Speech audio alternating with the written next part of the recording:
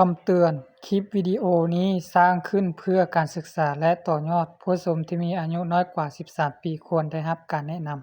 ำ ความโตนอกนี่อยู่ที่26เนาะตัวหูในมันนี่ต้องอยู่ที่18มิลปลายเนาะเราต้องติดตัวนี้แม่นความโตนอก19มิลเนาะต้องกึ่งออกหน่อยหนึ่งเนาะนี่เนาะเครื่องที่เราใส่กึ่งมินิเลดเนาะ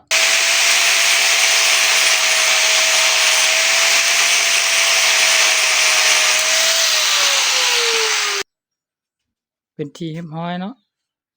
คนที่กำลังศึกษาใหม่ก่อนอื่นก็ต้องไปหานี่เนาะซุกเก่าจากบอนเศษเหล็กหรือว่าของตัวเองนั่นที่ว่าถอดเปลี่ยนไหมหั่นน่ะเนาะตัวเก่าหั่นเอามาจากนั้นก็แกะน็อตตัวนี้เนาะน็อตก้นมันแล้วก็ดึงออกมาแล้วมันจะได้ประมาณนี้เนาะโอเคประมาณนี้แล้วเราก็จะมาตัดอันสำใดสำหนึ่งออกนะตัวนี้นี่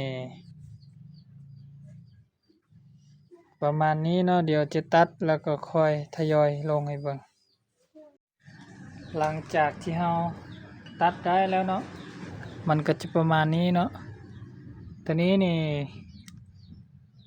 ความโตนอกนี่อยู่ที่26เนาะตัวหูในมันนี่ต้องอยู่ที่18มิลปลายเนาะเราต้องเตรียมอีกก็คือชุดนี้นะเป็นพวกชุดเข็มแทง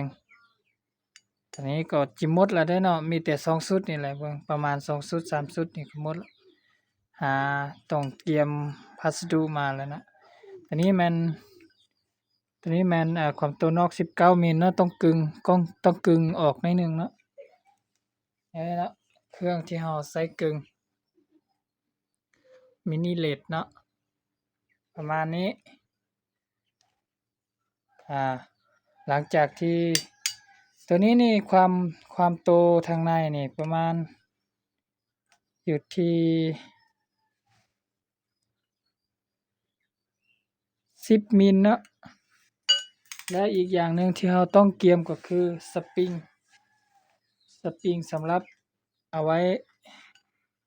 เป็นเข็มแทงเนาะตัวนี้กับประมาณ9มิลนี่แหละสอดพอดีเนาะ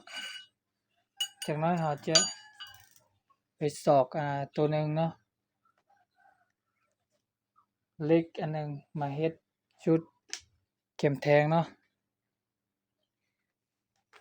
จากนั้นเราจะมาบากตัวนี้เนาะบากเป็นวงกลมเนาะบอนป้อนเนาะก็คล้ายๆกับตัวนี้แหละ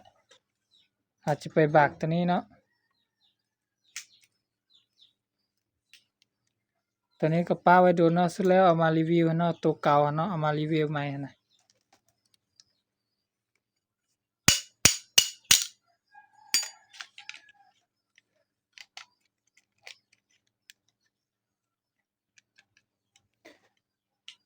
ถ้าจะไปบากตัวนี้ใหม่เนาะ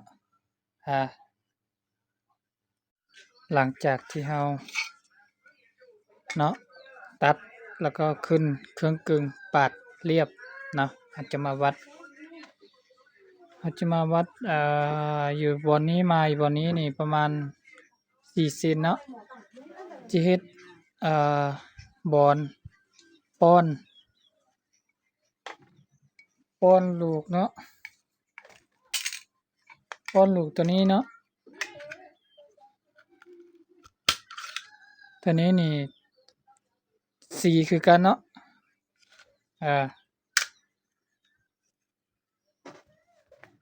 4หลังจากที่เรามักได้เนาะ4เซนอยู่นี่มานี่ก็4นี่มาอยู่นี่ก็4เนาะเดี๋ยวเราจะมักเป็นจะมา เจียเนาะเจียให้เป็นรูแบบนี้เนาะถ้านั้นเนาะเราจะต้องมีตัวนำโซนตัวนี้เนาะเรามาร์กแบบซื่อๆเนาะ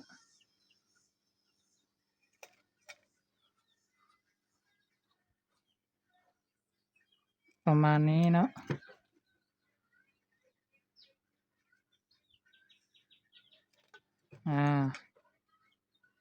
นี่ก็มาร์กลงอยู่นี่เนาะ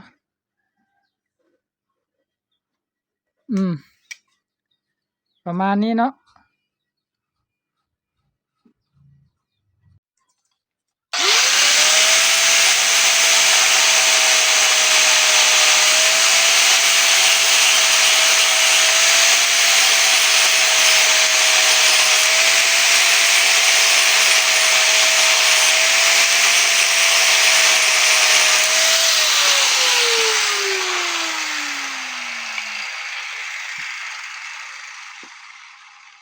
หลังจากที่เรา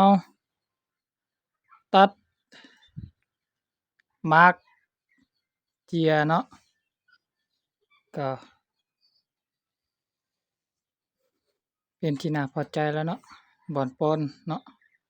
จากนั้นก็ลบคมเนาะประมาณนี้เนาะ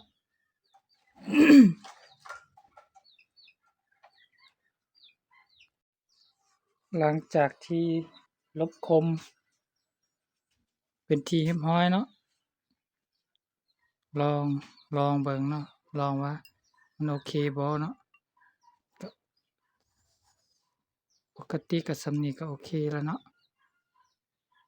ถ้าปากลงลึกกว่านี้ก็จักหน่อยเราใส่พันท้ายมามันก็จะบ่งามเนาะมันก็จะเอียงขึ้นจังนี้เนาะส่ำนี้ก็โอเคแล้วเนาะจักหน่อยใส่อันน่ะ เลาขึ้นมาเนาะ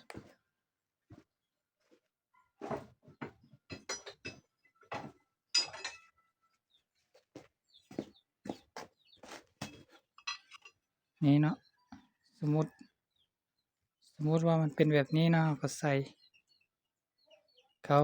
เนาะเป็นแบบนี้เลยเนาะประมาณนี้สำหรับคลิปนี้เนาะจบเพียงเท่านี้เนาะเดี๋ยวเฮ็ดลูกเลื่อนแล้วค่อยมาบาก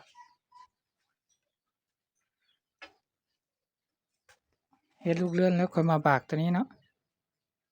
เดี๋ยวนี้ถ้าเราบากแล้วเดี๋ยวเราจะเฮ็ดลูกเลื่อนมาเดี๋ยวมันจะบ่พอดีเนาะเดี๋ยวเราเฮ็ดลูกเลื่อนแล้วเราค่อยมาแทกแล้วก็บากตัวนี้เนาะเป็นห้องอันนี้เนาะโอเคฝากติดตามเนาะเป็นกำลังใจในการเฮ็ดคลิปเด้ถ้าบ่มีผลรับชมก็บ่มีกำลังใจเฮ็ดแล้วเนาะตอนนี้ก็บ่ได้เฮ็ดคลิปโดนแล้วเนาะบ่มีกำลังใจเฮ็ดแต่มามื้อนี้ก็ตัดสินใจเฮ็ดคลิปอีกเบิ่งเผื่อว่ามี FC อยากเบิ่งเนาะ